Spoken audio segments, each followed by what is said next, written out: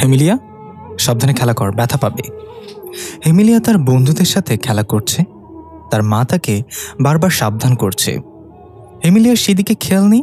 সে তার বন্ধুদের সাথে সাঁতার কাটা, অন্যদের ভয় দেখানো, এসব করে মজা পাচ্ছিল। পরিচয় পর্বে আসি। এতক্ষণ যাকে দেখলেন তার নাম হেমিলিয়া। সে ব্লুমেরির মারমেইড রাজকন্যা, রাজা অ্যাবরার্ড আর রানী সেলিনার একমাত্র মেয়ে হেমিলিয়া। হেমিলিয়ার সাথে এতক্ষণ যারা খেলা করছিল তারা ছিল হেমিলিয়ার বন্ধু রোজ, মায়া আর হেমিল। গল্পে আসা যাক। সমুদ্রে সবার দিন ভালো কাটছিল। তারা সবাই সুখে শান্তিতে বসবাস করছিল। রাজা অ্যাবরার্ড আর একজন বিশ্বস্ত মন্ত্রী ছিল, নাম রবার্ট। হেমিল ছিল রবার্ট এরির ছেলে। রাজকন্যা হেমিলিয়ার সব থেকে প্রিয় বন্ধু ছিল হ্যামেল। খুব হাসি খুশি ভাবে চলছিল ব্লুমেরি রাজ্য। অন্যদিকে আমরা দেখতে পাই সমুদ্রের মাঝখানে একটা জাহাজে করে সাজিয়া, রিবা, তিশা, মহিন কবির কলেজ ছুটিতে ঘুরতে বের হয়েছিল। তারা একসাথে গান গাইছিল, খুব মজা করছিল। হঠাৎ একটা বরফের খণ্ডে জাহাজ আটকা পড়ে। জাহাজ চালক অনেক চেষ্টা করেও জাহাজ সামনে নিতে পারছিল না। তারা খুব চিন্তায় পড়ে যায়, কি করবে ভেবে পাচ্ছিল না। তিশা হঠাৎ দূরে একটা দ্বীপ দেখতে পেল, যা অনেক গাছপালা দিয়ে ভরপুর। মহিন বলল, চল দ্বীপটায় যাই। সাজিয়া বলল, না রে, এখানে গেলে বিপদ হতে পারে। রিবা বলল তখন, হ্যাঁ দেখ, দ্বীপটা কেমন নির্জন ভুতুরে লাগছে। কবির আবারও বলল, আরে দূর, থামবি তোরা, জাহাজ চলছে না, এখানে আটকা পড়ে আছি, খাবারও তেমন নেই, কতক্ষণ থাকা যাবে এখানে, তার থেকে ভালো চল আমরা দ্বীপটায় যাই। চল। তারা সবাই একসাথে ওই দ্বীপের উদ্দেশ্যে যাত্রা করে। তেমন নির্জন জায়গা, কোনো পশু পাখিও দেখা যাচ্ছে না। সাজিয়া বলে, ভাই আমার কিন্তু খুব ভয় লাগছে।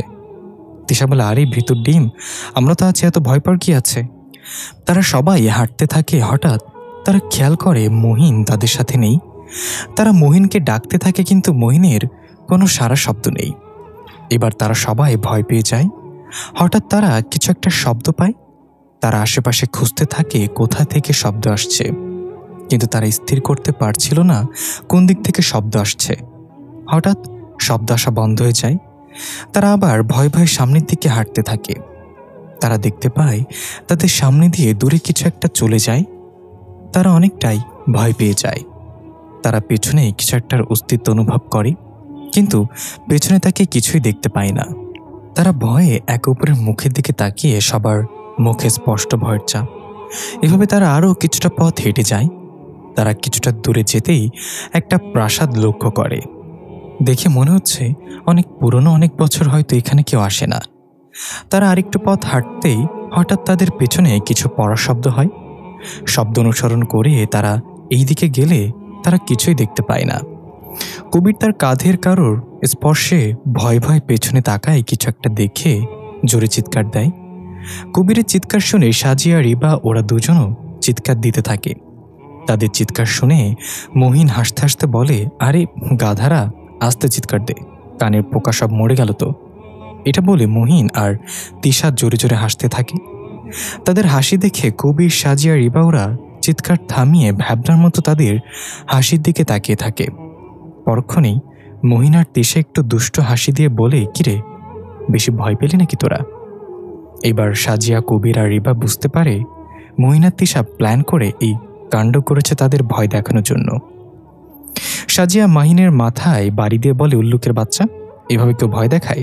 আর একটু হলে তো দম বন্ধ হয়ে যেয়ে মরে যেতাম। এরপর তিশা বলে, অনেক মজা হয়ে গেছে, থাম, এবার তোরা, আমার খিদা লেগেছে আর অনেক ক্লান্ত লাগছে, চল এই প্রাসাদে গিয়ে দেখি। তিশার কথা মতো তারা প্রাসাদের দিকে যেতে থাকে। দৃশ্য ঘুরে আবার সেই মারমিডের কাছে চলে যায়। রাজা অ্যাবরার্ড রাজসভায় সবাইকে ডেকেছে। সবাই সভায় উপস্থিত হয়, কিন্তু রাজামশাই অন্যমনস্ক হয়ে কিছু একটা ভাবছিলেন। রাজামশাইকে এভাবে চিন্তিত হয়ে বসে থাকতে দেখে মন্ত্রী রবার্ট বলে, মহারাজ, এত কি ভাবছেন? রাজা অ্যাবরার্ড বলেন, সে জেগেছে, সমুদ্রের মাছ শিকার করে খাচ্ছে, আবার মৃত্যুর খেলা শুরু হবে। সাবধান, সবাই সবার পরিবার নিয়ে সতর্ক থাকবে, যে কোনো সময় যে কোনো কিছু হয়ে যেতে পারে। তোমরা এখন আসতে পারো। এই বলে রাজা অ্যাবরার্ড রাজসভা ছেড়ে চলে গেলেন। বাকিরাও যে যার মতো চলে গেলেন। রাজা চিন্তিত মনে নিজের কক্ষে প্রবেশ করেন। সেখানে রানী সেলিনা আগে থেকেই বসেছিলেন। রাজাকে এভাবে চিন্তিত মনে আসতে দেখে রানী সেলিনা বললেন, রাজা, এত চিন্তা করবেন না, আপনি আবার অসুস্থ হয়ে পড়বেন। অ্যাবার্ট বলে, সাদিকে আর চিন্তা করছি রানী, সে এতদিন ঘুমন্ত অবস্থায় ছিল, আমরা সবাই নিশ্চিন্তে ছিলাম, সে আবার জেগেছে, আবার একটার পর একটা মৃত্যুর খেলা শুরু হবে। আমার মনে হচ্ছে দ্বীপে কোনো মানুষ প্রবেশ করেছে। রানী সেলিনা বলেন, শেষবার তাকে যখন ঘুম পাড়ানো হয়েছিল, আমার কলিজার টুকরো রোজলিনকে আমরা হারিয়েছিলাম। এবার হেমিমেলিয়ার কিছু হবে না তো? মহারাজ, আপনি কিছু করুন, ওকে থামান। হেমিমেলিয়া অনেক জেদি, ওরে কিছু বললে ও শোনে না, সারাটাক্ষণ এদিক সেদিক ঘুরে বেড়ায়। ওকে আমাদের সাবধানে রাখতে হবে। আমি আমার এক মেয়েকে হারিয়েছি, আরেক মেয়েকে হারাতে চাই না। আপনি কিছু করুন। রানী, একটু চুপ করবে, আমাকে ভাবতে দাও। অন্যদিকে আমরা মহিন, কবির, সাজিয়া, তিশা, মারিয়াম সেই প্রাসাদের বড় গেটের সামনে দাঁড়িয়ে থাকতে দেখি। রিবা নামটার পরিবর্তে মারিয়াম রাখা হয়েছে। প্রাসাদের গেটে বড় করে লেখা আবিহা মঞ্জিল। তারা গেটটা খুলতে যাবে তখনই অনেক শব্দ করে গেটটা খুলে যায়, মনে হচ্ছে কয়েক যুগ ধরে বন্ধ পড়ে আছে গেটটা। তারা গেট দিয়ে ভেতরে প্রবেশ করে। প্রাসাদটা দোতলা বিশিষ্ট। তারা আস্তে আস্তে দরজা খুলে ভেতরে ঢোকে।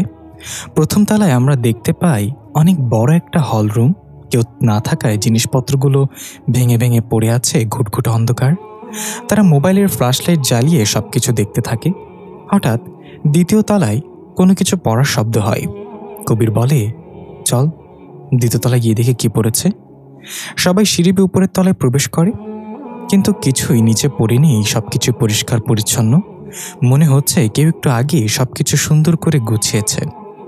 সাজিয়া বলে, দোস্ত দেখ কত সুন্দর করে সবকিছু সাজানো, মনে হচ্ছে আমাদের জন্য কেউ এভাবে সাজিয়েছে। দ্বিতীয় তলায় রুম ছিল 5টা। সবগুলো রুমের দরজার উপরে কিছু একটা লেখা তারা দেখতে পায়। মারিয়াম বলে, চল এই রুমটাতে গিয়ে দেখি। মারিয়ামের কথা মতো বাকিরা এই রুমের দিকে যায়। তারা সেখানে গিয়ে দেখে রুমের দরজার উপরে বড় করে লেখা মেরিনা। সবাই একসাথে রুমে ঢুকে দেখে রুমটা অনেক বড় আর অনেক সুন্দর। মারিয়াম, আমি তো এই রুমটাতেই থাকবো, আমার খুব পছন্দ হয়েছে রুমটা। সাজিয়া বলে, থাক তুই, আমরা অন্য রুমগুলো দেখে আসি। তারপর তারা 4জন চারিদিকে চলে যায় রুম দেখতে। সাজিয়া যে রুমটার সামনে দাঁড়ায় তার দরজার উপরে লেখা রোসেলিন। এই রুমটা অনেক বড় আর সুন্দর। অন্যদিকে তিশা যায় লিসা লেখা রুমটাতে, মাহিন যায় এথিক্স লেখা রুমে, কবির যায় সর্বশেষ কামরায়, সেখানে লেখা আবিহা। কবির দরজা ধাক্কা দেয়, কিন্তু না, বাকি রুমগুলোর মতো এই রুমটা খুলছে না। সে অনেক চেষ্টা করে দরজা কোনো মতেই খুলছে না। সে গিয়ে মহিনকে ডেকে আনে।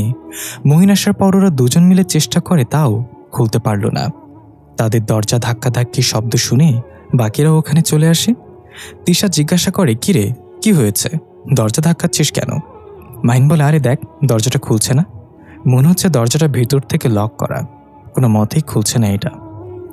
মারিয়াম তখন বলে, আরে অনেক বছর বন্ধ পড়ে আছে, তাই মরিচা ধরে গেছে মনে হচ্ছে।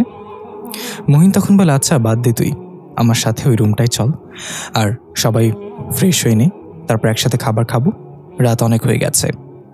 কবির মাহিনের কথা মতো এই রুমে চলে যায়। তারা সবাই ফ্রেশ হয়ে খাবার খেয়ে ঘুমিয়ে পড়ে, কারণ তারা খুব টায়ার্ড ছিল। পরের দিন সকালে মারিয়ামের ঘুম ভাঙে কিছু একটা কাটার শব্দ শুনে মনে হচ্ছে কেউ কোড়াল দিয়ে কিছু কাটছে। সে বিছানা থেকে উঠে বারান্দায় গিয়ে দেখে কিছুটা দূরে কেউ একজন গাছ কাটছে। সে এতটা পাত্তা না দিয়ে ফ্রেশ হতে চলে যায়। এদিকে বাকিরা উঠে যায়, সবাই ফ্রেশ হয়ে একসাথে নাস্তা করে। কবির তখন বলে, চল আমরা দ্বীপটা একটু ঘুরে আসি। সবাই তখন চলে যায় দ্বীপ ঘুরে দেখতে। হাঁটতে হাঁটতে হঠাৎ মারিয়ামের মনে পড়ে এই কাঠুরিয়ার কথা, যে সকালে কাটছিল। সে বলে, দোস্ত তোরা কি কেউ সকালে কোনো শব্দ শুনেছিস? তারা বলে, কই না তো। কেন, কি হয়েছে? মারিয়াম তখন বলে, আমার আজকে সকালে ঘুম ভেঙে গিয়েছিল কিছু একটা কাটার শব্দটা এত জোরে হচ্ছিল যে ঘুমাতেই পারছিলাম না। তাই শব্দ কোত্থেকে আসছিল সেটা দেখতে বারান্দায় গেলাম। গিয়ে দেখি ওই যে গাছটা, ওই গাছটা কেউ কাটছিল। তার কথা শুনে বাকিরা অবাক হয়ে যায়, কারণ তারা কালকে তো কাউকেই দেখলো না এই দ্বীপে। মারিয়াম মানুষগুলোকে দেখলো কিভাবে তাহলে? মহিন বলল, তুই তো ভুল দেখেছিস ঘুমের ঘরে, এই দ্বীপে মানুষ আসবে কোথা থেকে? কেমন নির্জন দ্বীপটা। মারিয়াম বলে, আমি সত্যি বলতেছি, আমি কাউকে কোড়াল দিয়ে গাছ কাটতে দেখেছি। সাজিয়া এতক্ষণ সব মন দিয়ে শুনছিল সব। এবার সে বলে, চুপ কর তোরা, সামনে চল। এবার সামনে সবাই হাঁটা ধরে। তার একটা গুহা দেখতে পায়। সে গুহায় তারা যায়, গিয়ে দেখে অনেকগুলো কঙ্কাল পড়ে আছে। সেখানে কবির বলে, দেখ দোস্ত, কতগুলো কঙ্কাল, নিশ্চয়ই কিছু হয়েছে। সে মোবাইল বের করে কয়েকটা ছবি তুলে নেয় কঙ্কালগুলোর। আর একটু সামনে যায়, তারা ওখানেও কঙ্কাল পড়ে আছে। এবার তারা গুহার শেষ মাথায় যায়। গুহার সামনের অংশে আলো থাকলেও শেষের দিকে অনেক অন্ধকার, কিছুই দেখা যাচ্ছে না ঠিকমতো। সবাই সবার মোবাইল বের করে ফ্ল্যাশ জ্বালায়। এবার তারা সামনের দিকে তাকিয়ে আটকে উঠছে, কারণ এখানে সামনের দিকটাও বেশ মানুষের কঙ্কাল। সবগুলো কঙ্কালের ছবি কবির তুলে নেয়। তারপর তারা বেরিয়ে পড়ে গুহা থেকে। তিশা বলে, ভাই, আমার মনে হচ্ছে এই দ্বীপে কোনো না কোনো রহস্য লুকিয়ে আছে, আমাদের এটা খুঁজে বের করতে হবে। সাজিয়া বলে, কিসের রহস্য? হ্যাঁ, আমার কিন্তু অনেক ভয় করছে তোদের ওই রহস্য বের করার চক্করে, না জানি জীবনটা হারানো লাগে। দূর, কেন যে আম্মুর কথা অমান্য করে আসতে গেলাম। সাজিয়া রুমে বসে আছে। তিশা তখন ফোন দিয়ে বলে যে তারা ঘুরতে যাবে। সাজিয়া তখন তার আম্মুকে ডাক দেয়। আন্টি, সাজিয়ার ডাক শুনে ওই রুম থেকে আসে। আম্মু, কলেজ তখন বন্ধ, তিশা, মরিয়াম, কবির, মাহিনুরা ঘুরতে যাবে। তো কি হয়েছে? আম্মু, আমিও যাব। না, তোর যাওয়া হবে না, তোর আব্বু জানলে খবর আছে আমার। প্লিজ আম্মু, ওরা সব সময় যায়, তুমি আমাকে কখনো যেতে দাও না, প্লিজ এবার দাও প্লিজ। না, যেতে হবে না। আম্মু, এমন করো না, আমি আব্বুকে বলবো প্লিজ। আমি কিছু জানি না, যা, তোর আব্বু দিলে কোনো কিছু হলে আমাকে বলতে পারবি না। এ বলে আন্টি সাজিয়ার রুম ছেড়ে চলে গেল। সাজিয়া অনেক কষ্টের আব্বুকে রাজি করিয়ে ঘুরতে যায়। মাহিন বলল, এখন এগুলো বলে কোনো লাভ আছে? এখানে যখন এসে পড়েছি তখন এখানে রহস্য বের করা ছাড়া আমি এখান থেকে যাব না। তোরা চলে গেলে চলে যা। এসব কি বলছিস? আমিও কোথাও যাব না তোকে একা রেখে। আমিও যাব না, একসাথে যখন এসেছি একসাথেই ফিরে যাব। ঠিক বলেছিস, সাজিয়া, আমার সেই ছোটবেলা থেকে একসাথে বড় হয়েছি, যা করেছি সবাই একসাথে করেছি। তাহলে এখন কিভাবে ওদের এখানে রেখে চলে যাব বলতো? যদি মৃত্যু সামনে আসে তাও কেউ কাউকে ছাড়বো না। সাজিয়া বলে, ওকে, তাহলে আমিও যাব না। হয়েছে, এবার চুপ কর তোরা, চল সামনে চল। তারা হাঁটতে হাঁটতে দ্বীপটার শেষে চলে যায়। হঠাৎ তারা দেখতে পায় সমুদ্রের তীরে বড় পাথরের খণ্ডে মানুষের মতো দেখতে কিছু একটা বসে আছে। তারা আরো একটু সামনে যায়। তারা যা দেখে তাতে তাদের চোখ রসগোল্লার মতো হয়ে যায়। দোস্ত দেখ, মারমিড। অনেকের মুখে শুনেছি সমুদ্রে নাকি মারমিড আছে। আমি বিশ্বাস করিনি, এখন তো দেখছি সত্যি সত্যি মারমিড আছে। সবাই মোবাইল বের করে ছবি তুলতে থাকে। হঠাৎ সমুদ্রে কিছু একটা ঝাঁপ দেওয়ার সম্মত শব্দ হয়। শব্দ হওয়ার সাথে সাথে সবগুলো মারমিড সমুদ্রে ঝাঁপ দেয়। কবিরা সবাই সমুদ্রের দিকে দৌড় দেয় এবং তারা যাওয়ার আগেই মারমিড সেখান থেকে চলে যায়। দৃশ্য চলে যায় মারমিড রাজ্যে। মারমিডরা গিয়ে মন্ত্রী রবার্টকে জানায়, মহারাজ, দ্বীপে মানুষ এসেছে। তারা সমুদ্রের তীরে 5 জন ছেলে মেয়েকে দেখেছে। আমি যা ভেবেছিলাম তাই হয়েছে। এই মানুষগুলো এই দ্বীপে কি করে এলো? তোমরা কি করছিলে? তোমরা কেউ কেউ ওদের আসতে দেখোনি? তাদের মৃত্যু নিশ্চিত। আবার শুরু হবে মৃত্যুর খেলা। রানী সেলিনা বলল, মহারাজ, এমিলিয়াকে আমাদের সাবধানে রাখতে হবে। প্রহরী, এমিলিয়াকে ডাকো। জি মহারাজ। প্রহরী হেমিলিয়ার রুমের দিকে যায়। দরজার কাছে গিয়ে বলে, রাজকুমার, মহারাজ আপনাকে ডেকেছে। আসছি। চলুন। হেমিলিয়াকে রাজার কক্ষের বাইরে নিয়ে যায় প্রহরী। হেমিলিয়া অ্যাব্রাডের রুমে যায় আর প্রহরী দরজার বাইরে থেকে দাঁড়িয়ে থাকে। বাবা, তুমি আমায় ডেকেছ? হ্যাঁ মামুনি। তুমি আমাকে একটা কথা দিবে? কি বাবা? আগে বলো, আমার কথা রাখবে। ঠিক আছে বাবা, তুমি আজ থেকে প্রাসাদ থেকে বের হবে না। কিন্তু কেন বাবা? যা বলেছি তা করো মামুনি, তোমার ভালোর জন্য বলেছি। ঠিক আছে বাবা, কিন্তু আমরা বাইরে না গেলে দম বন্ধ হয়ে যাবে বাবা। আমি কিভাবে থাকবো? তুমি যা চাইবে তা তোমার দরকার সবকিছুই পাবে, শুধু প্রাসাদের বাইরে যাওয়া ছাড়া। ওকে বাবা। রাজা অ্যাব্রোড মন্ত্রী রবার্টকে ডাকে। মহারাজ ডেকেছেন? তুই আমার মন্ত্রী, পরে রবার্ট, আগে তুই আমার বন্ধু। সেটা তো আমিও জানি, তুইও জানিস। কি হচ্ছে বলতো? আমি এখন কি করব রবার্ট? মানুষগুলো দ্বীপে যখন এসেছে নিশ্চয়ই এই বাড়িটাতে উঠেছে। মেলাবো এখন নেই, এখন কি হবে? এত চিন্তা করিস না, আমরা কিছু একটা বের করব। যা করা তাড়াতাড়ি করতে হবে। এদিকে ইসরে, আরেকটুর জন্য সামনে থেকে মারমিট দেখলাম না। ঠিক বলেছিস, চল যাওয়া যাক, প্রায় দুপুর হয়ে গেছে। চল সবাই। তারা সবাই মিলে আবার সেই প্রাসাদে ফিরে এলো। দুপুরের খাবার খেয়ে সবাই বিকেল অব্দি ঘুমালো। তারা বিকালে সবাই হালকা নাস্তা করে আবার বের হলো মারমিট দেখার আশায়। দেখ ওখানে ওটা কি, কই ওই যে, কি এটা? এই পথ দিয়ে তো 2বার গেলাম, আমরা তো তখন কিছু দেখলাম না, চল দেখি। সবাই সাজিয়া দেখানো জায়গাতে গেল। সেখানে গিয়ে তারা তো অবাক। একটা কুঁড়ে ঘর, ঘরটার চারপাশে অনেক সুন্দর সুন্দর ফুল গাছ, ফল গাছ আর ঔষধি কিছু গাছ। চারপাশের ফুল গাছ, তার মধ্যখানে একটা কুঁড়ে ঘর। খুবই মনোরম দৃশ্য। ভাই, বিপদে পড়ে এই দ্বীপে যদি না আসতাম তাহলে এত কিছু সব মিস করতাম। কি সুন্দর জায়গা, যে একবার আসবে সে আর যেতে চাইবে না। মন তো চাইছে এখানেই থেকে যাই। সত্যি সুন্দর। তারা যখন চারপাশটা দেখতে ব্যস্ত, ঠিক এই সময় কিছুটা দূরে একটা গাছের আড়ালে দুটো চোখ তাদের দেখছে। তারা সেটা খেয়াল করল না। একসময় তারা চারপাশটা দেখে সেই কুঁড়ে ঘরে ঢুকতে যাবে, তখনই তাদের মনে হলো ভূমিকম্পের মতো পুরোটা দ্বীপ কেঁপে উঠল। তারা এক পা দিয়ে আবার পেছনে সরে গেল। আমার কেন জানি কিছুই স্বাভাবিক লাগছে না। মনে হচ্ছে এই সব কিছুই মায়া, মানুষকে ধোঁকায় ফালানোর একটা চিত্র। যত এইসব দেখছি ততই মনে হচ্ছে স্বপ্ন দেখছি। বাস্তবতা তো সুন্দর হতে পারে না। আর এখানে তো কেউ নেই, এগুলো সব ধোঁকা। চল সবাই এখান থেকে। সবাই তখনই সেখান থেকে চলে যায়। তখনই সেই গাছের আড়াল থেকে বাইরে বের হয়ে আসে বিভস্র দেখতে একটা লোক। চোখগুলো লাল টকটকে, দেখে মনে হচ্ছে চোখ গিলে খাবে কাউকে। যে কেউ দেখলে ভয় পেয়ে জ্ঞান হারাবে। লোকটা বলল, তোদের মৃত্যু নিশ্চিত, তোদের মৃত্যুই তোদের এখান থেকে ডেকে আনিছে। মরবি, তোরাও মরবি, যেমনটা হয়েছে আমাদের সাথে। মহিলারা প্রাসাদে চলে আসে। তারা ভাবতে থাকে এইসব কি হচ্ছে, এক নির্জন দ্বীপ। তারা ভেতরে এত বড় প্রাসাদ, প্রাসাদের একটা কামরা বন্ধ, কিছুতেই খোলা যাচ্ছে না। একটা গুহা, এতগুলো কঙ্কাল, আর এখন একটা কুঁড়ে ঘর। না, এসব স্বাভাবিক হতে পারে না। নিশ্চয়ই কোনো না কোনো রহস্য তো ঠিক আছে। আমাদের সেই রহস্য জানতে হবে, সবকিছুর মোকাবেলা করতে হবে। শোন, তোর আজকে রাত জেগে থাকবি না, সবাই তাড়াতাড়ি ঘুমিয়ে পড়বি। কাল সকাল থেকে আমাদের মিশন শুরু হবে। কবিরের কথা মতো তারা তাড়াতাড়ি খেয়ে শুয়ে পড়ে।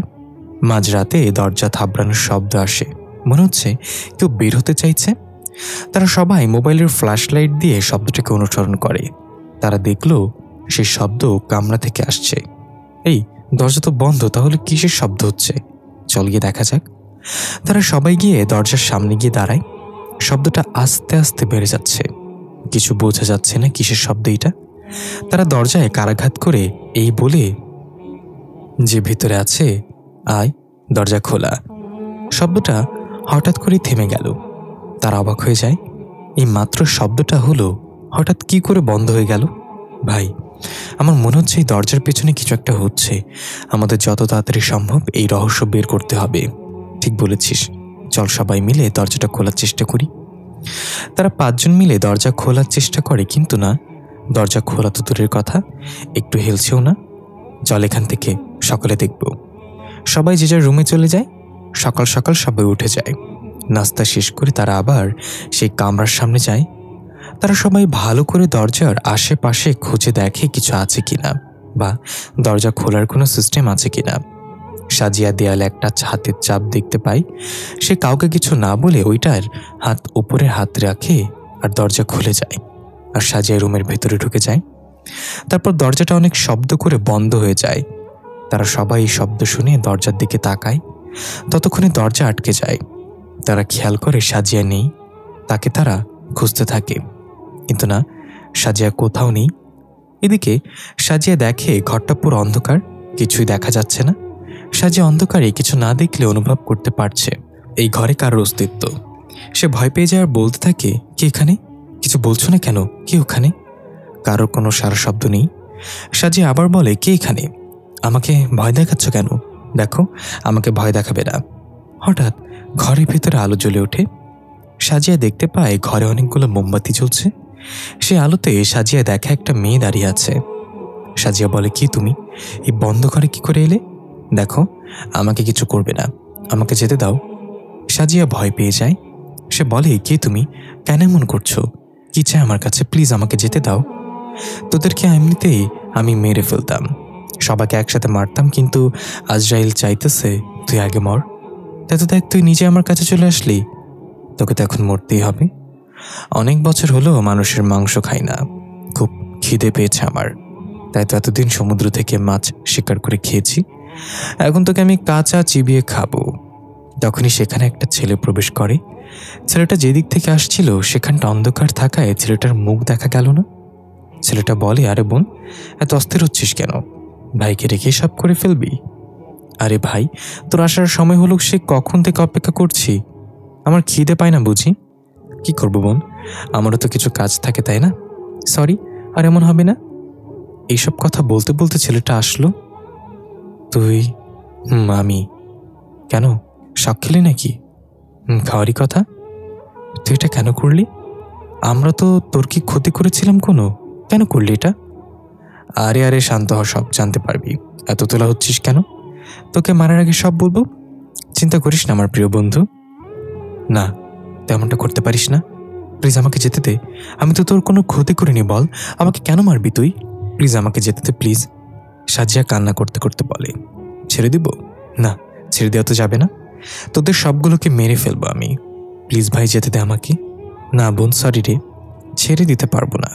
উপস ভাই, কিসের এত কথা বলছিস বলতো? আমার খিদে পেয়েছে, আমি এখন খাবো, আর কথা বলবি না। এত উতলা হচ্ছিস কেন বোন? খাবি তো তোর আগে তাকে জানাই যে কোনো কেন তাকে আমরা মেরে ফেলবো। একটু অপেক্ষা কর, তাড়াতাড়ি কর ভাই, আমাকে যেতে দাও। তোমরা প্লিজ আমাকে মেরো না। এই চুপ কর। ভাবছিলাম তো সবগুলোকে একসাথে মারবো, তুই নিজেই তো আমাদের কাছে আসলি। একদম চুপ করে বসে থাক। আগে তোকে কেন মারবো সেটা তো শোন। ছেলেটা বলতে শুরু করে। সব শুনে সাজিয়া বলে, আমার দোষটা কি বল? তাদের পাপের শাস্তি আমাকে কেন দিচ্ছিস? এত কিছু জানা লাগবে না, তোর মরতে হবে এইটুকু জানি, আর পরেরটুকু না হয় ভূত হয়ে জেনে নিস। এই কথা বলার পর ওরা দুই ভাই বোন হাসতে থাকে। পুরো ঘর কেঁপে ওঠে। সাজিয়া কান্না করতে থাকে। তারপর মেয়েটা সাজিয়ার কলিজা হাত দিয়ে বের করে আনে আর খেতে থাকে। সাজিয়া এক চিৎকার দেয় গগন কাঁপানো, তারপর শেষ নিঃশ্বাস ত্যাগ করে। মেয়েটা খেতে খেতে আস্তে আস্তে হাত পা সব খেয়ে ফেলে। এসব দেখতে থাকে ছেলেটা তৃপ্তি সহকারে। বেঁচে থাকতে আমার বোনটা কতটা চটপটে ছিল, হাসি দিয়ে পুরো ঘর মাতিয়ে রাখত। বোনটা চলে যাবার পরে সব কেমন নিস্তব্ধে ছেয়ে গেছে। কেউ আর আগের মতো হাসে না, কথা বলে না। এদের এক এক করে সবাইকে শাস্তি দেব আমি। দৃশ্য চলে যায় মারমিড রাজ্যে। রাজা অ্যাব্রাট আর রবার্ট মিল আলোচনা করছে কি করে সেই নরখাদককে মারা যাবে। অনেক নথি পুঁথি দেখার পরে তারা একটা পুঁথিতে সমাধান পায়। রাজা অ্যাব্রাট বলে, যদি এটাই সমাধান হয় তাহলে তাই হবে। সবকিছুর প্রস্তুতি নিয়ে রাখে রবার্ট। কিন্তু বন্ধু, কোনো কিন্তু না রবার্ট, তোকে যা বলেছি তাই কর। রবার্ট এখান থেকে চলে যায় আর প্রহরীদের কি একটা বলে। প্রহরীরা মাথা নিচু করে চলে যায়। এদিকে হেমিলিয়া নিজের কামরায় একা একা বসে আছে। হঠাৎ হেমিল সেখানে উপস্থিত হয়। হেমিলিয়ার কাছে যায় আর বলে, কিরে, তুই এখানে একা একা বসে আছিস কেন? আজকে বাইরে যাবি না, খেলবি না? বাকিরা তোর জন্য অপেক্ষা করছে। না রে, তোরা খেল, বাবা মাকে বাইরে যেতে নিষেধ করেছে। কেন, মহারাজ তোকে বাইরে যেতে নিষেধ করেছে? জানি না, জিজ্ঞাসা করেছিলাম, বাবা বলেনি। তুই যা, খেল। ঠিক আছে। হেমিলিয়া চলে যায়। হেমিলিয়া ভাবতে থাকে, বাবা কেন আমাকে বাইরে যেতে না করেছে, কি কারণ হতে পারে? মাতাকে কি জিজ্ঞাসা করব? জিজ্ঞাসা করে দেখি। সে রানী সেলিনার কামরায় যায়। মাতা, আসবো? এসো। হেমিলিয়া ভেতরে যায়। কিছু বলবে? মাতা। কি বলতে এসেছো বলো। মাতা পিতা আমাকে বাইরে যেতে নিষেধ করেছে কেন? সেলিনা মেয়ের কথা শুনে আঁতকে উঠল। কই কিছু না তো, তোমার পিতা যা বলেছে তা শোনো। উনি তোমার ভালোর জন্যই বলেছে। যাও, আর কোনো প্রশ্ন করবে না, আর নিজের কামরা থেকে বের হবে না। আর তোমার যা লাগবে দাসকে বলবো, ওরা নিয়ে যাবে। অন্যদিকে সাজিয়াকে সবাই আলাদা আলাদা হয়ে খুঁজতে থাকে। সবাই সাজিয়াকে খুঁজে চলেছে, কিন্তু কোথাও তাকে পাওয়া যাচ্ছে না। তারা চিন্তিত হয়ে পড়ে, সাজিয়া কোথায়। এবার সবাই এক জায়গায় উপস্থিত হয়। সাজিয়া এমনিতেই ভীতু প্রকৃতির, না জানি এখন ওর অবস্থা কি। আমার খুব চিন্তা হচ্ছে। তখনই তারা খেয়াল করে মারিয়াম তাদের মাঝে নেই। মারিয়াম কোথায়? কিরে, মারিয়াম কই? সাজিয়াকে খুঁজে আমরা তো সবাই এখানে এসেছি, ও এখন আসেনি? মনে হয় না। তখনই মারিয়াম সেখানে আসে। কিরে, কই গিয়েছিলি? ওয়াশরুমে গিয়েছিলাম। ও, আমরা তো ভয় পেয়েছি। আর না বলে কোথাও যাবি না। সাজিয়াটা যে কই, কোথায় খুঁজবো রে? মাথা কাজ করতেছে না। সাজিয়া চিন্তা করতে করতে মাহিন বলে, দোস্ত, মাহমুদ না এসে ভালোই করেছে, ও আসলে আমাদের মতো বিপদে পড়ত। আমার একটা জিনিস মাথায় আসতেছে না, মাহমুদ আমাদের ভ্রমণে আসতে বলে নিজে আসলো না। মাহমুদ বলল ও নাকি অসুস্থতায় আসতে পারবে না, আমাদের চলে যেতে বলল। সবাই যখন কথা বলছিল তিশা তখন চুপচাপ কিছু একটা ভাবছিল। তখন ভাবনার ছেদ ঘটিয়ে মারিয়াম বলল, কিরে, কি এত ভাবছিস? সাজিয়া কোথায় যেতে পারে? ও তো এখানে কিছুই চেনে না, ওর কোনো বিপদ হলো না তো? উফ, আর ভাবতে পারতেছে না, আমার মাথা অনেক ব্যথা করতেছে। থাক তোরা, আমি রুমে চলে যাই। তিশা চলে গেলে কবির বলে, এখানে থেকে আমরা কি করব? আমরা চলে যাই, যে যার কামরায় চলে যাই। মারিয়াম রুমে এসে ভাবতে থাকে, সাজিয়া তো আমাদের সাথেই ছিল, তাহলে ও কোথায় যেতে পারে? কি হচ্ছে কিছুই বুঝতে পারছি না। কবির আর মহিন রুমে আসার পরে কবির বলে, দোস্ত, আমার কিন্তু এসব স্বাভাবিক মনে হচ্ছে না, খুব তাড়াতাড়ি এখানে সব সমস্যা সমাধান করে চলে যেতে হবে। ঠিক বলেছিস, যা করা তাড়াতাড়ি করা লাগবে। সন্ধ্যা হয়ে এলো, আমার খিদে লাগছে। সে সকালে নাস্তা করেছে, এখন পর্যন্ত কিছু পেটে পড়েনি। চল। আচ্ছা, তুই এত খাই খাই করিস কেন? আমাদের এক বন্ধুকে পাওয়া যাচ্ছে না আর তুই খাবার নিয়ে পড়ে আছিস। কি করব বল, কষ্ট তো হচ্ছে, কিন্তু পেট তো আর সেটা মানতে রাজি না। চল, আর বাহানা দিতে হবে না। তারা ফ্রেশ হয়ে তিশার মারিয়ামকে রুমের যায় আর ওদেরকে ডাক দেয় নাস্তা খেতে আসতে। তিশা বলে, আমি নাস্তা খাবো না, আমার মাথা ব্যথা করছে, আমি একটু ঘুমাবো। দোস্ত, আমারও খেতে ইচ্ছে করছে না, তোরা খেয়ে নে। মহিন আর কবির চলে গেল। মহিনের মন খারাপ, খেতে ইচ্ছে করছে না, আর আবার খিদাও লেগেছে, তা অল্প কিছু খেয়ে নিল। তারপর তারাও গিয়ে শুয়ে পড়ল। কিছুক্ষণের মধ্যে ঘুম চলে এলো শুধু মারিয়ামের ছাড়া। মারিয়াম এখনো ঘরে পায়চারি করছে। হঠাৎ রুমের আলো জ্বলে যায় আর মনে হলো যে তার নাকে কেউ রুমাল দিয়ে চেপে ধরল। সে হাত পা ছুটতে লাগলো, তারপর তার আর কিছুই মনে নেই। তার যখন জ্ঞান ফিরে তখন সে দেখে সে একটা বন্ধ ঘরে মেঝেতে পড়ে আছে। সে ওঠার চেষ্টা করলো, কিন্তু সে উঠতে পারল না, তার মাথাটা অনেক ভারী হয়ে আছে। সে আবার শুয়ে পড়ল। কিছুক্ষণ চোখ বন্ধ করে রেখে আবার চোখ খুলল। এই জায়গাটা চেনার চেষ্টা করলো, কিন্তু না, এটা কোথায়? এমন জায়গায় সে আগে কখনো আসেনি। সে দেখল কেউ দরজা খুলে তার দিকে আসছে। দরজার আস্থা আবরণ দেখে মনে হচ্ছে কোনো মেয়ে। মারিয়াম বলে, কে তুমি? আমাকে এখানে আনলে কেন? তখন মেয়েটি তার সামনে এসে দাঁড়ায়। মারিয়াম মুখ দিয়ে উচ্চারণ করে বলে, তুমি তুমি তো মারা গেছো, তাহলে তুমি এখানে কি করে এলে? আর আমাকে কেন এখানে নিয়ে আসলে? প্রতিশোধ আপু, প্রতিশোধ। আমার সাথে যে অন্যায় হয়েছে তার প্রতিশোধ নিতে তোমাদের সবাইকে এখানে এনেছি। কিন্তু আমি তোমার সাথে কি অন্যায় করেছি? কি বলছো তুমি এসব? শান্ত হও আপু, সব বলবো। এখনো তো ভাইয়া আসেনি, আমি তোমাকে সব বলবো। ভাইয়া? তোমার ভাইয়া এসবের সাথে যুক্ত? আপু, ভাইয়াই তো তোমাদের এখানে নিয়ে এসেছে। কি তুমি মিথ্যা বলছো? তোমার ভাই আমাকে খুব ভালোবাসে, আমরা দুজন দুজনকে খুব ভালোবাসি। কি বলছো তুমি এগুলো? ওই কেন আমাকে মারার জন্য এখানে নিয়ে আসবে? আরে আরে চুপ করো, ভাইয়া তোমাকে কখনোই ভালোবাসিনি, আর বাসবেও না। না, আমি এটা বিশ্বাস করি না। এ তো বড় বিশ্বাসঘাতকতা। ভাইয়া থাকলে জবাবটা দিত, কিন্তু আফসোস তোমার আর জানা হবে না। তার আগেই তোমাকে আমি মেরে খেয়ে নেব। তার আগে তোমাকে মারার কারণটা বলি। প্লিজ এমনটা করো না, আমাকে কেন মারতেছ? আমাকে মারিয়ামের কথা শেষ হওয়ার আগেই মেয়েটার কলিজা বের করে আনে। মারিয়াম আ করে চিৎকার করে সেখানেই মারা যায়। মেয়েটা মনের খুশিতে খেতে থাকে মারিয়ামের মাংস।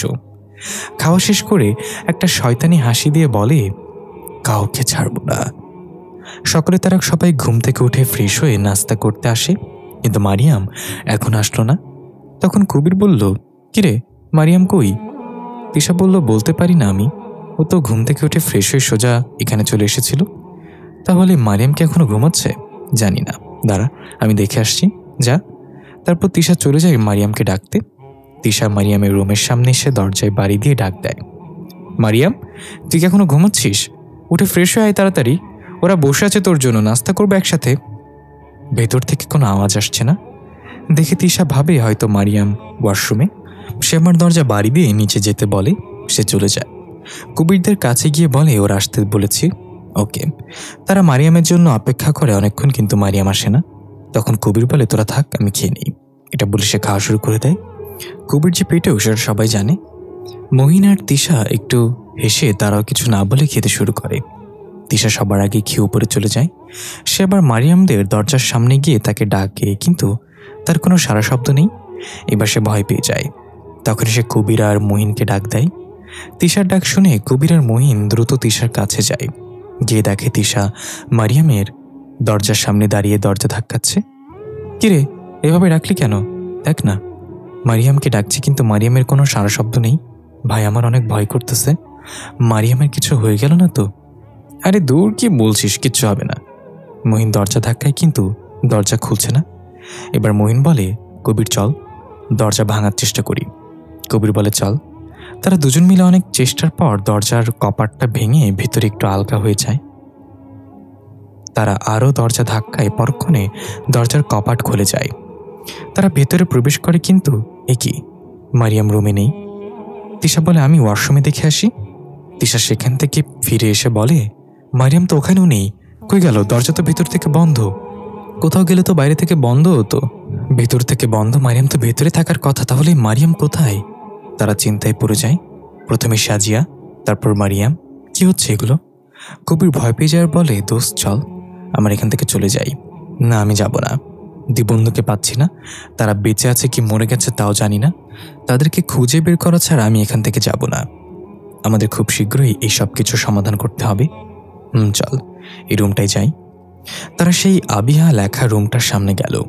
এখানে কিছু তো একটা আছে যা এখনো আমাদের চোখে পড়েনি। খুব ভালো করে খুঁজে দেখ, কিচ্ছু বাদ দিবি না। তারা দেখতে লাগলো। হঠাৎ কবির বলল, দেখ এখানে একটা হাতের ছাপ। কবিরের কথা মতো মাহিন আর তিশা ওই দিকটায় তাকায়। তারাও দেখে সেখানে একটা হাতের ছাপ। মহিন হাতের ছাপটার উপরে নিজের হাত রাখে। সাথে সাথে এই রুমের দরজাটা খুলে যায়। তারা একজন আরেকজনের মুখের দিকে তাকায়। পরে তিশা ঢুকে রোমিওর পেছনে পেছনে, কবির আর মাহিনও ঢোকে। তারা দেখে রুমটা পুরো অন্ধকার। কেউ আছো এখানে? কোনো শব্দ আসে না। তার অন্ধকারে হাতড়ে সামনের দিকে এগোতে থাকে। হঠাৎ তিশা কিছু একটার সাথে হোঁচট খেয়ে পড়ে যায় আর আহা করে চিৎকার দেয়। তিশা, কি হয়েছে তোর? এখানে কিছু আছে, আমি ধাক্কা খেয়ে পড়ে গেছি। তিশা হাত দিয়ে বোঝার চেষ্টা করে এটা কি। তার হাতটা যখন ওটার উপরে যায়, সে ঘর কাঁপানো একটা চিৎকার দেয়। তার চিৎকার শুনে কবির আর মাহিন ভয় পেয়ে যায়। আবার কি হলো? তোতলাতে বলে, এখানে একটা দেহ। কি? তখনই ঘরের আলো জ্বলে ওঠে, সেই প্রথম দিনের মতো। তারা তাকিয়ে দেখে তাদের চারপাশে অনেকগুলো মোমবাতি। মোমবাতির আলোতে তারা দেখে তাদের সামনে একটা আধ খাওয়া দেহ পড়ে আছে। দেখে মনে হচ্ছে এটা কোনো একটা মেয়ের দেহ। তিশা মেয়েটার জামা কাপড় দেখে বাসা থেকে একটু পেছনে হেঁটে যায়। কবির বলে, কি হয়েছে? মারিয়াম। কি? এটা মারিয়াম? কাঁদতে কাঁদতে বলে, এটা মারিয়াম। মারিয়ামের গায়ে ছিল এই জামা। মারিয়াম কিভাবে কে মারল? দেখে তো মনে হচ্ছে তার মাংসগুলো কেউ খাবলে নিয়েছে। সাবধান, এখানে কিছু থাকতে পারে। কবির তিশাকে হাত দিয়ে ওঠায়। তারা চারপাশটা দেখতে থাকে। দেয়ালগুলো পুরনো, ঘরে মোমবাতি ছাড়া আর কিছুই নেই। ঘরের একটা কোনায় কিছুটা পড়ে থাকতে দেখে তারা। মাহিন একটা মোমবাতি হাতে নিয়েই তারা সেদিকটায় যায়। গিয়ে যা দেখে তাতে তারা হতভম্ব হয়ে যায়। এটা তো সাজিয়া জামা কাপড়। তিশা বলে, তার মানে সাজিয়াও? এটা বলে সে কান্নায় ভেঙে পড়ে। মহিন বলে, এখন কান্না করলে চলবে না। আমাদের বন্ধুদের সাথে এমন করেছে, তাকে আমি ছাড়ব না। তখনই পেছন থেকে একটা ছেলের কণ্ঠ বলে, তাই নাকি? এই তো আমরা এখানে, কি করবি কর। তারা পেছনে তাকায়। মাহিন বলল, তুই? দোস্ত, আমি তোদের প্রিয় বন্ধু রাহিম। রাহিম তো এখানে? হ্যাঁ রে দোস্ত, তোদেরকে এখানে পাঠিয়ে আমি বাসায় কিভাবে থাকি বল? তো এটা কেন করলি? আমি আমার বোনের মৃত্যুর প্রতিশোধ নিব। শোন তাহলে কেন করলাম আমি। কাউকে মেরে ফেলার আগে অবশ্যই তাকে জানানো উচিত যে তাকে কেন মারা হচ্ছে। তাই তাদেরকেও জানাবো, তোদেরকেও জানাবো। দৃশ্য চলে যায় মারবিট রাজ্যে। রাজা অ্যাবরার্ট তার কক্ষে বসে আছে। তখনই সেখানে রবার্ট আসে। রাজামশাই আসবো? এসো। যা করতে বলেছি করেছ? জি রাজামশাই, সব কিছু প্রস্তুত করে রেখেছি। চলো তাহলে। আমরা দেখতে পাই রাজা অ্যাবরার্ট আর রবার্ট সমুদ্রের তীরে এসে নিজেদের রূপ পরিবর্তন করে মানুষের রূপ নিয়ে সেই প্রাসাদের দিকে যাচ্ছে। অন্যদিকে রাহিম বলতে শুরু করে, আমরা দুই ভাই বোন। আমার বোনটা আমার ছোট। আমি আদর করে নাম রাখি আবিহা। মা বাবা ছোটবেলায় মারা যাওয়াতে আমি আর আবিহা একাই মানুষ হই। আবিহা সারা বাড়ি মাথায় করে রাখতো সবসময়। ওর হাসিটা ছিল অসাধারণ, সারাদিন হাসতো। আমার বোনটা খুব ভালোবাসতো আমাকে, আমিও অনেক ভালোবাসতাম। আমি যখন স্কুল থেকে আসতাম তখন আমার সামনে এসে হাত দিয়ে বলতো, ভাইয়া আমার চকলেট। আমি জানি ওর চকলেট প্রিয়, তাই টিফিনের টাকার থেকে কিছু টাকা রেখে দিতাম। বাড়ি যাওয়ার সময় ওর জন্য চকলেট কিনে নিয়ে যেতাম। বোনটা আমার চকলেট পেয়ে খুশি তাই না হতো, আর বলতো, ভাইয়া তোর মনে থাকে তাই না, আমার জন্য চকলেট নিয়ে আসতে বলিস না তুই। আমি বলতাম, আমার কলিজাটা চকলেট খেতে ভালোবাসে, সেটা আমি কিভাবে ভুলে যাব বল। আবি আমার কথা শুনে হাসতো, আমি ওর হাসির দিকে তাকিয়ে থাকতাম। কি নিষ্পাপ একটা মুখ, প্রাণবন্ত হাসি। আমি বলতাম, বোন তোর এই হাসির জন্য আমি আমার সবকিছুর সাথে লড়াই করতে পারবো। আবিয়া বলতে, আমাকে খুব ভালোবাসতিস তাই না ভাইয়া। আমি তখন দুষ্টামি করে বলতাম, মোটেই না। আবিয়া তখন বলতো, আমি জানি ভাইয়া, তুই যতই মুখ দিয়ে না করিস তুই আমাকে অনেক ভালোবাসিস। আমি বলতাম, হয়েছে এখন যা। আমি আজ অনেকক্ষণ আমার মুখের দিকে তাকিয়ে থেকে বলতো, ভাইয়া আমি যখন থাকবো না তখন আমাকে মিস করবি। আমার বুকের ভেতরটা মোচড় দিয়ে উঠত। আমি তাকে জড়িয়ে ধরে বলতাম, কোথাও যাবি তুই আমাকে রেখে, যেখানে যাবি আমাকে নিয়ে যাবি। আবি হাসতো আর বলতো, দেখিস ভাইয়া একদিন নিয়তি আমাকে অনেক দূরে নিয়ে যাবে তোর থেকে। ওর এই কথাগুলো শুনে আমার অনেক খারাপ লাগতো, কিন্তু কিছু বলতে পারতাম না, কারণ আমিও জানি আমার বোনটা আমাদের মাঝে আর মাত্র কয়েকটা বছর বাঁচবে। আবিহার কথাগুলো শুনে আমার চোখের পানি চলে আসতো, আর সে চোখের পানি মুছে দিয়ে বলতো, কাঁদিস না ভাইয়া, তুই কাঁদলে যে আমার খুব কষ্ট হয়। আমি চোখ মুছে বলতাম, আমার খুব খিদে পেয়েছে, আমাকে খেতে দিবি না। আবার বলতো, ফ্রেশ হয়ে আয়, আমি তোর জন্য খাবার রেডি করছি। কাজের মহিলা ছিল যিনি ঘর পরিষ্কার, রান্না করার টুকটাক কাজ করত। ফ্রেশ হয়ে আমরা একসাথে খেতে বসতাম। আবি আমাকে রেখে খেত না, আমি স্কুল থেকে আসার পরে একসাথে খেতাম। আমি অনেক বলতাম আমার জন্য বসে না থেকে যেন খেয়ে নেয় সে, কিন্তু না, সে খাবে না। আমাকে বলতো, আমার তো দুইজন, তোকে ছাড়া কিভাবে খাই বল ভাই। এভাবেই চলছিল দিন। একদিন আবিহা আমার কাছে বায়না ধরে সে সমুদ্রে ভ্রমণ করবে। আমি আবিহার জোরাজোরিতে যেতে রাজি হই। আমরা এই দ্বীপটাতেও আসি, এখানকার পরিবেশ আবিহার খুব ভালো লাগে। তাই সে আমাকে বলে, ভাইয়া এখানে একটা বাড়ি বানিয়ে দে আমাকে, আমি এখানে থাকবো, দেখ এখানকার সবকিছু কত সুন্দর। আমি তখন আবিহাকে বলি, কি বলছিস, এখানে বাড়ি বানাবি মানে? আবিহা বলল, প্লিজ ভাইয়া, তুই আমার লক্ষ্মী ভাইয়া, দে না। বাবা রেখে যাওয়া টাকায় একটা অংশ দিয়ে বোনটার ইচ্ছে অনুযায়ী একটা প্রাসাদ বানিয়ে দিই, যে প্রাসাদের শাহিজাদি ছিল আমার বোন আর আমি ছিলাম রাজা। আবিহা নিজের বন্ধুদের নাম প্রতিটা ঘরের দরজার উপরে খোদাই করে লিখে রাখে। আমি তখন মুখ ফুলে বললাম, আমার নামটা কই? সে হাত দিয়ে দেখিয়ে বলতো, এই যে মনে। আমি ওর পাগলামিগুলো দেখে আসতাম। আমি যখন ডিগ্রি প্রথম বর্ষের স্টুডেন্ট তখন সবেমাত্র আবিহা কলেজে ওঠে। প্রতিদিন আমি কলেজে নিয়ে যেতাম, আবার নিয়ে আসতাম। আবিহার অনেকগুলো বন্ধু বান্ধবী হলো। একদিন কলেজ শেষে আমি আর আবিহা বাড়িতে ফিরছিলাম, তখন সে আমাকে বলতো, ভাইয়া আমরা সমুদ্রে ঘুরতে যাব আমার বন্ধুদের সাথে। আমি প্রথমে না করলেও পরে ওর কথা মেনে নিতেই হলো। আবিহা ওর সব বন্ধুদের বলে দেয় তারা ঘুরতে যাবে। আমরা কয়েকদিন পরে ডিগ্রি প্রথম বর্ষের ফাইনাল পরীক্ষায় থাকায় আমি আর যেতে পারিনি। এটুকু বলতে রাহিম কাঁদতে থাকে, অঝরে তার চোখ দিয়ে পানি পড়তে থাকে। আবিহাও কাঁদতে থাকে। এইদিকে অ্যাব্রোড রবার্ট প্রাসাদের কাছাকাছি চলে এসেছে। তারা কাউকে না বলে এখানে এসেছে, কিন্তু তারা বুঝতে পারেনি কেউ তাদের অনুসরণ করছে। তারপর আবিহার সাথে কি হয়েছিল রাহিম আবার বলা শুরু করে। আমার ডিগ্রি প্রথম বর্ষের ফাইনাল থাকার কারণে আমি আবিহার সাথে যেতে পারিনি। আবিহার কলেজের বন্ধুদের আমি চিনতাম না, দু একজন ছাড়া। আবিহা আমার কাছ থেকে বিদায় নিয়ে তার যাত্রা শুরু করে। সে দ্বীপে পৌঁছে আমাকে জানায় তারা চলে গেছে। আমি সাবধানে থাকতে বলি আর কিছু টুকটাক কথা বলে ফোন রেখে দেই। তাদের দ্বীপে 2 থেকে 3 দিন থাকার কথা ছিল, কিন্তু আবিহা 3 দিন পরে ফোন দিয়ে বলে যে তার বন্ধুরা আরও একদিন থাকতে চায়। আমি বললাম, ঠিক আছে, তবে এর পরে যেন এখানে চলে আসে। আবিহা বলে, ঠিক সময় মতো চলে আসব। ওই দিন রাত ওর সাথে 3টা ছেলে নেশা করে অনেক রাত পর্যন্ত আবিহা আর ওর বান্ধবী তখন ঘুমাচ্ছিল। আবিহা হঠাৎ জেগে ওঠে আর অনেক পানির পিপাসা পায়। রুমে পানি না থাকায় পানির বোতল নিয়ে সে নিচে যায় পানি আনতে।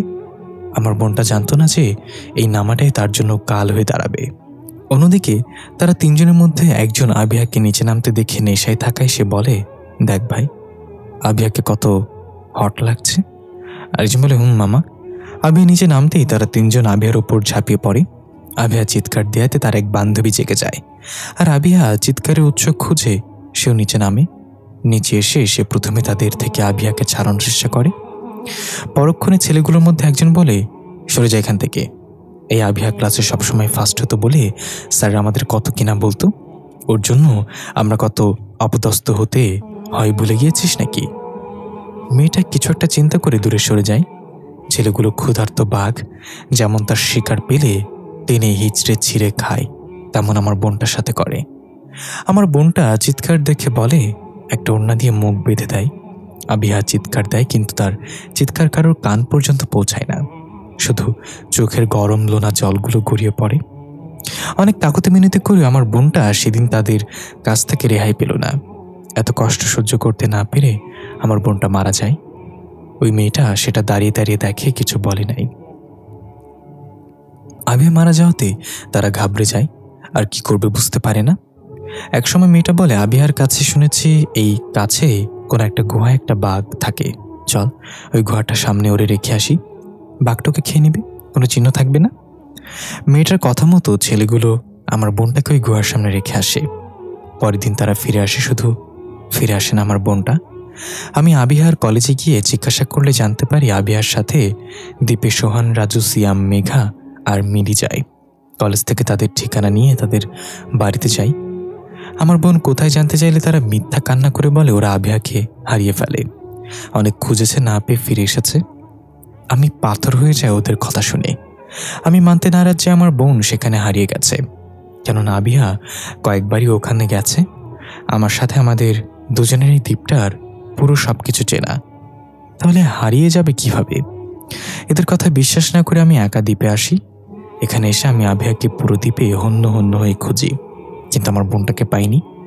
ফিরে আসার সময় গুহার সামনে আমি আবিহার ওড়না পাই আর কিছু হাড়গোড়। আমার সন্দেহ হয় ওদের উপরে। তখন আমি খোঁজ নিয়ে জানতে পারি ওরা আবিহাকে হিংসা করত। আমার সন্দেহ আরও বেড়ে যায়। বোনকে হারিয়ে আমি পুরো পাগল হয়ে যাই। আমার এই দুনিয়াতে আমার বোন ছাড়া আর কেউ ছিল না। আমি মেঘার কাছে যাই, কারণ মেঘাকে আমি আগে থেকে চিনতাম, আমাদের বাড়িতেও গেছে মেঘা। ওর কাছে গিয়ে সবটা জিজ্ঞাসা করি, আমাকে সব প্রথম থেকে বলতে বলি, দ্বীপে যা হওয়ার হয়েছে, পরে পরে কি হয়েছে। মেঘা আমাকে বলে সব। ওই দিন রাতে মেঘা, আবিহা আর মিলি ঘুমোতে চলে যায়, আর ছেলেরা নিচে থাকে। তারপরে সকালে ঘুম থেকে উঠে বাড়িতে চলে আসার জন্য রেডি হয়, সবাই নিচে নামে নাস্তা করতে, কিন্তু আবিহা আসে না। মেঘা তখন জিজ্ঞাসা করে আবিহা কোথায়, তখন ওরা বলে ওরা জানে না। তখনই তারা আবিহার রুমে যায়, কিন্তু তারা আবিহাকে দেখতে পায় না। তারা একসাথে দ্বীপে খুঁজে দেখে আবিহাকে পায় না, তবে বাকিদের কেমন জানি দেখা যাচ্ছিল। দেখে মনে হচ্ছিল কিছু একটা নিয়ে ভয় পেয়ে আছে। মেঘা ভেবেছিল আবিহাকে পাওয়া যাচ্ছিল না, তাই হয়তো। কিন্তু এখানে ফেরার পর তাদের দেখে মনে হচ্ছিল না তারা আবিহার জন্য চিন্তিত। আমার সন্দেহ আরও জোরালো হয়ে যায়। তখন আমি সিয়ামের বাড়িতে যাই। ও আমাকে দেখে ঘাবড়ে যায় কিছুটা। তখন আমি জানতে পারি সিয়ামের ভাই মাহমুদ আমার সাথে পড়ে। মাহমুদ তখন বাড়িতে ছিল না। আমি সিয়ামকে ভয় দেখিয়ে ওর থেকে সত্যিটা বের করি। সিয়াম আমাকে বলে ওরা আবিহাকে মারতে চায়নি, ভুলে মরে গেছে। আমি সেদিনের মতো সেখান থেকে চলে আসি। দুঃখ কষ্ট আমাকে ঘিরে ধরে, আমার নিঃশ্বাস আটকে যাওয়ার মতো কষ্ট হচ্ছিল।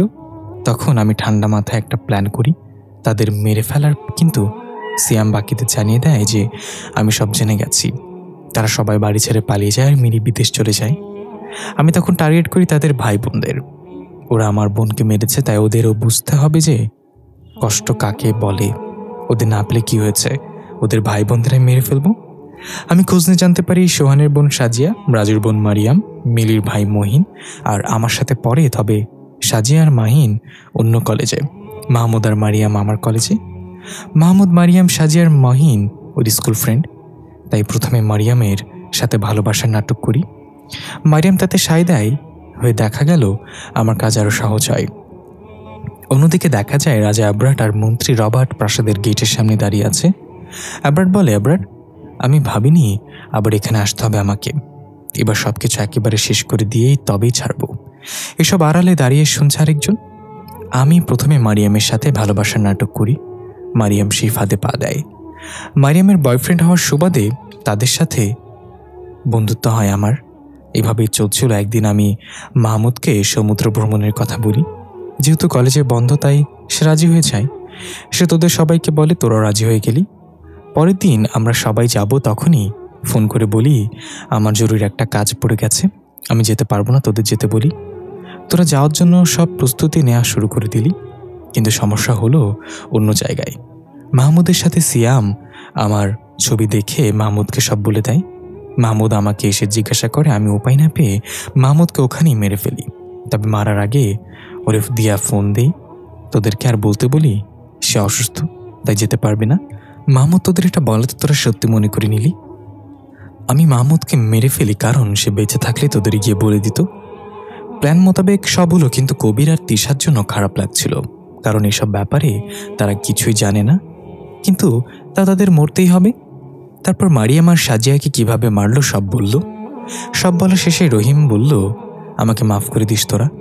আমার বোনের সাথে তোদের ভাই বোনেরা যা করেছে তাতে শাস্তি ওদের পাওয়া উচিত ছিল। তারা তো পালিয়ে গেল, তাই কি করব? তোদের মেরে বুঝে দিব বোন হারানোর যন্ত্রণা কতটুকু। কবির, তিশা, মাহিন একে অপরের মুখের দিকে তাকিয়ে তাদের চোখে পানি।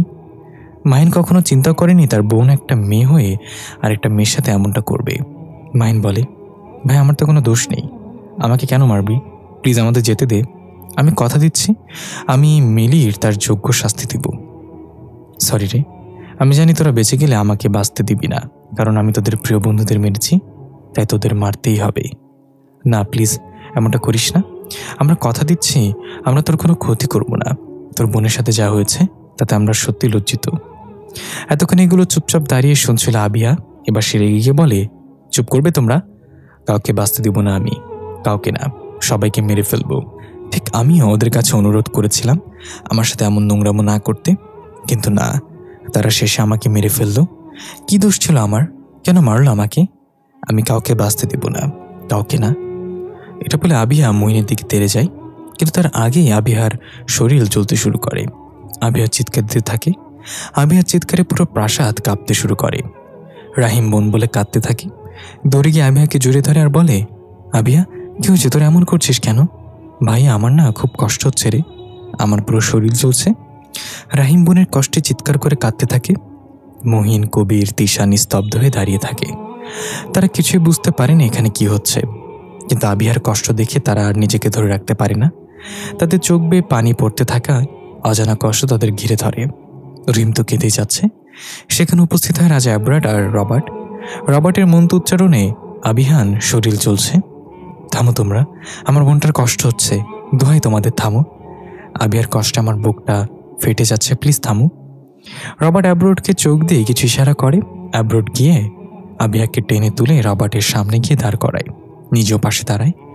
রাহিম দৌড়ে তাদের কাছে আসে বোনকে ছাড়ানোর জন্য, কিন্তু রবার্ট তার মন্ত্র উচ্চারণ করতে এর গতি বাড়িয়ে দেয়। রহিম কাছে আসতেই ছিটকে পড়ে। রহিম পড়ে গিয়ে ব্যথা পায়। তারপরেও উঠে বোনের কাছে যাওয়ার চেষ্টা করে, কিন্তু লাভ হলো না। আর আবার সে ছিটকে পড়ে। এবার রহিম জোরে জোরে কাঁদতে থাকে। মহিন রাহিমের কাছে গিয়ে রহিমকে সান্ত্বনা দেওয়ার জন্য চেষ্টা করে, কিন্তু মহিনকে দেখে রহিম সরে যায়। এক সময় রবার্ট মন্ত্র উচ্চারণ থামিয়ে সাথে থাকা ব্যাগ থেকে একটা ছুরি বের করে। আবারও ছুরি সামনে রেখে মন্ত্র পড়তে থাকে। আবিহার শরীর নিধিয়ে পড়েছে, উঠে দাঁড়ানোর শক্তি হারিয়ে গেছে, শুধু চোখ দিয়ে পানি পড়ছে। রহিমের অবস্থা দেখে আবিহার অনেক কষ্ট হচ্ছে, কিন্তু কিছু বলার মতো শক্তি তার কাছে নেই, শুধু ভাইয়ের দিকে তাকিয়ে আছে আর কাঁদছে। এবার রবার্ট মন্ত্রমাখা চুরি দিয়ে অ্যাব্রোডের পেটে ঢুকিয়ে দিতে যাবে, তখনই কেউ পেছন থেকে চিৎকার দিয়ে অ্যাব্রোডের সামনে চলে আসে আর ছুরি ঢুকে যায় কার শরীরে। অ্যাব্রাড সামনে তাকিয়ে দেখে হ্যামিলিয়া পড়ে যাচ্ছে। অ্যাব্রাড তাকে ধরে ফেলে, মাথাটা কোলে রেখে কান্নায় ভেঙে পড়ে। ততক্ষণে এখানে এসে হাজির হলো হেমিল আর রানী সেলিনা। সেলিনা মেয়েকে এভাবে পড়ে থাকতে দেখে কান্না করে দেয় আর বলে, হেমিলিয়া তুই এটা কী করলি মা, কেন এমনটা করলি? মাতা, আমি বাবাকে আর রবার্ট আঙ্কেলের সব কথা শুনে নিয়েছিলাম। এইসব শেষ করার জন্য প্রয়োজন ছিল রাজপরিবারের কারোর মৃত্যু। রাজপরিবারের কারোর বললে ভুল হবে। এইসব কিছু একেবারে সমাধান করার জন্য রাজকন্যা অথবা রাজপুত্রের রক্ত প্রয়োজন, যে রক্ত আবিহান শরীরে পড়লে আবিহা চিরতরে বিনাশ হয়ে যেত। কিন্তু বাবা চাইছিল না আপুর মতো আমাকেও হারাতে, তাই বাবা তার রক্ত দিয়ে শেষ করার চেষ্টা করেছিল, কিন্তু মাথা নিয়তি তো খণ্ডন করা যায় না। বাবার রক্ত দিয়ে করলে আভি আবার ফিরে আসতো।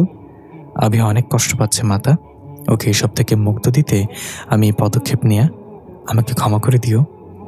এসব বলে হেমিলিয়া মৃত্যুর কোলে ঢলে পড়ে। রাজা রানী মেয়েকে হারিয়ে পাগল প্রায়। রবার্ট হেমিলিয়ার রক্ত নিয়ে আভিয়ার শরীরে ফেলে দিল। সাথে সাথে আভিয়ার শরীর বিলীন হতে শুরু করে। রাহিম কান্না করে আভিয়াকে ডাকতে থাকে। আভিয়া শেষবারের মতো ভাইকে হাত দিয়ে বিদায় জানিয়ে শেষ জানায়। রাহিম মাটিতে বসে চিৎকার করে কাঁদতে থাকে। রাহিমের চোখের পানি বৃষ্টি হয়ে নেমে আসে ধরায়। রবার্ট রাহিমকে সান্ত্বনা দিয়ে চলে যায়। কবির তিশার মহিন গিয়ে রহিমকে শক্ত করে জড়িয়ে ধরে।